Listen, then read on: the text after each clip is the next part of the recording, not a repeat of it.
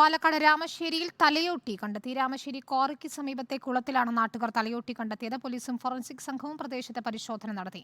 മറ്റ് ശരീരാവശിഷ്ടങ്ങൾക്കായി ക്വാറിയിലെ കുളത്തിൽ ഫയർഫോഴ്സ് പരിശോധന നടത്തിയെങ്കിലും ഒന്നും കണ്ടെത്താനായില്ല.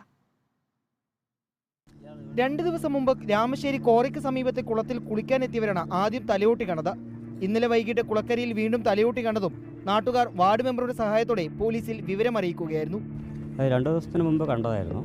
അപ്പോൾ ഞങ്ങൾ നമ്മുടെ മെമ്പർമാരിനെ ഒക്കെ അറിയിച്ചപ്പോൾ അവർ ഇന്നലെ പോലീസിൽ അറിയിച്ചു. ഇന്നലെ 6:30 ആകുമ്പോൾ പോലീസ് ഇവിടെ എത്തി.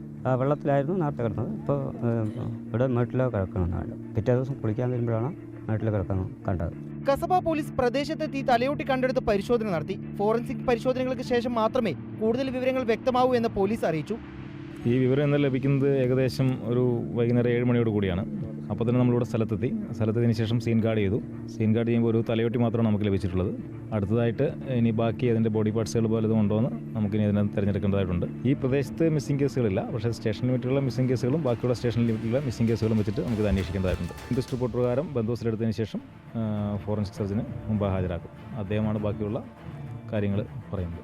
അതിനിടെ കഞ്ചിക്കോട് ഫയർ സ്റ്റേഷനിലെ സ്കൂബ ടീം എത്തി തലയോട്ടി കണ്ടെത്തിയ ക്വാറിയിലെ കുളത്തിൽ പരിശോധന നടത്തിയെങ്കിലും ഒന്നും കണ്ടെത്താനായില്ല. സ്റ്റേഷൻ പരിധിയിലെ കാണാതായ ആളുകളെ കേന്ദ്രീകരിച്ച് അന്വേഷണം ആരംഭിച്ചതായി കസബ പോലീസ് അറിയിച്ചു. റിപ്പോർട്ടർ, പാലക്കാട്.